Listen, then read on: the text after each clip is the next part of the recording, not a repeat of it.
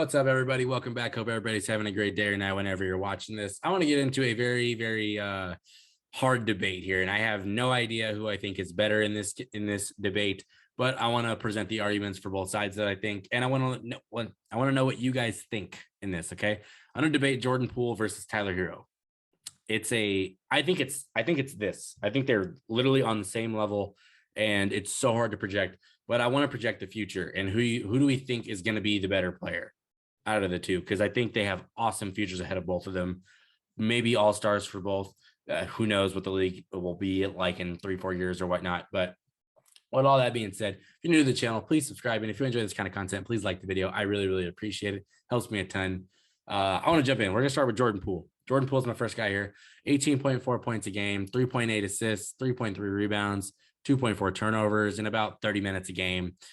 He shoots 45% from the field, 36.6% from three, 92% from the free throw line. I think that's second best in the league.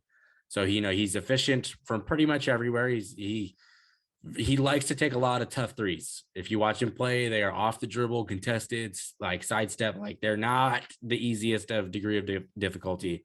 And I think that might be why people might be leaning towards him a little bit more. He has a little bit more flashy play style. And I personally think he does.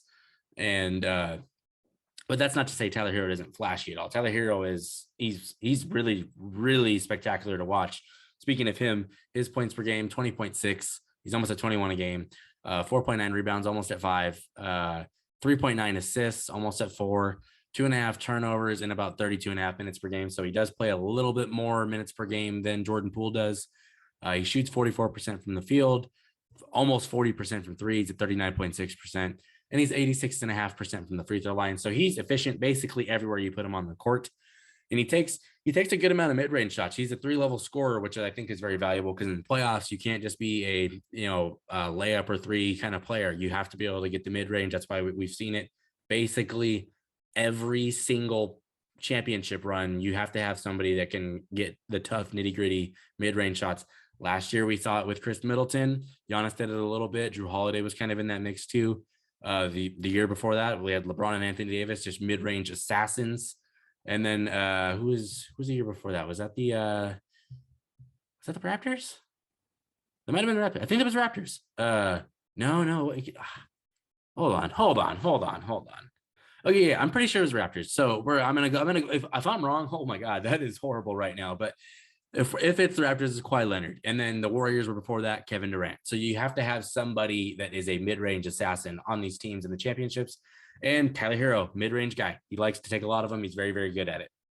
So then the pros, I think, for Tyler Herro in terms of like comparison to Jordan Poole is he's more efficient from three.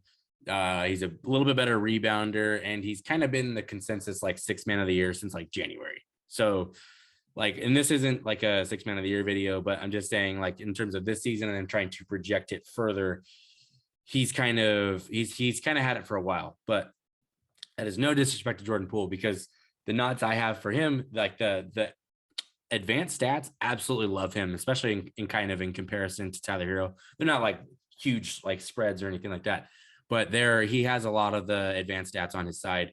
But Jordan Poole has a higher offensive rating. That's one of them. So he has a slightly higher true shooting percentage.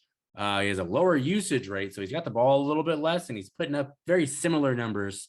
And his win shares is higher. He's at 5.6 win shares to Herro's 3.5. That's basically like how many wins have you added to your team this season, or how many are you responsible for? And that's this isn't shade towards anyone, but the number is higher. So he's added more wins to the Warriors. And I think there's similarities between these two, and they're very awesome, because like neither are that great on defense, but they're not like complete liabilities out there, and they're both excellent shot creators. And you really need that especially if they're going to project a 6-man or like the first, second, or third options on a championship team, because I think these guys have that potential to be able to do that.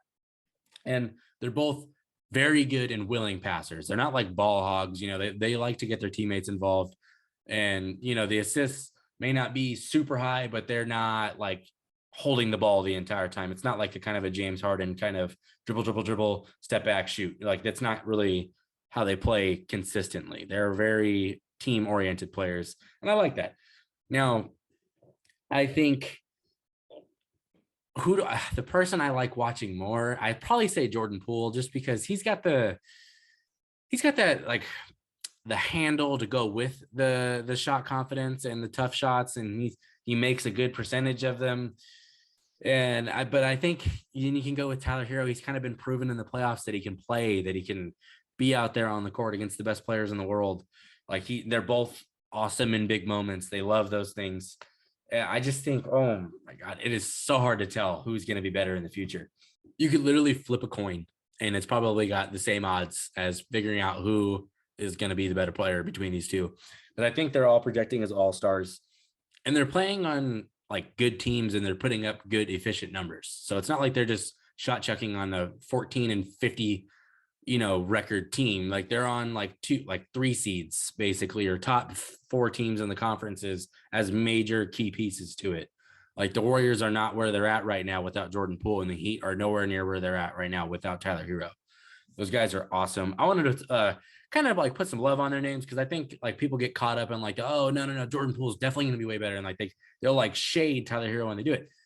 There's no need for that. They're both freaking amazing, and they're both going to be great. And that's why I think it's a fun debate, because you're really getting into like, what do you prefer more? And I would say I might have a slight edge for Poole in terms of what my own particular preference is and like the style of play I like to watch. But that does not mean I don't have any, like, I don't like watching Tyler Herro. I love watching Tyler Herro. I think that they're both going to be fantastic players. And I don't know. We'll look back at this in a year or something like that, and maybe Herro's averaging 30 and Jordan Poole is averaging 15 on horrible efficiency. I could be completely wrong with that, which I really don't care. Like, it's not that deep. It's basketball. It's supposed to be fun. We're supposed to enjoy this stuff. It's supposed to be like it should bring us together as fans, because it's like there's no reason to hate on the other guy to prop the other one up. They can both be awesome. That's my point. That's how I feel. If you're new to the channel, please subscribe. If you enjoyed this video, please like it. I really appreciate it. Comment who you think has the better future, and who you think will have more all-star appearances. Who's got a better chance of being a number one on a championship team or a number two on a championship team? I want to know, because it's so even. It's so close. So close. So close. But Tyler Herro, Jordan Poole, you guys are both awesome. I'm done here. Peace.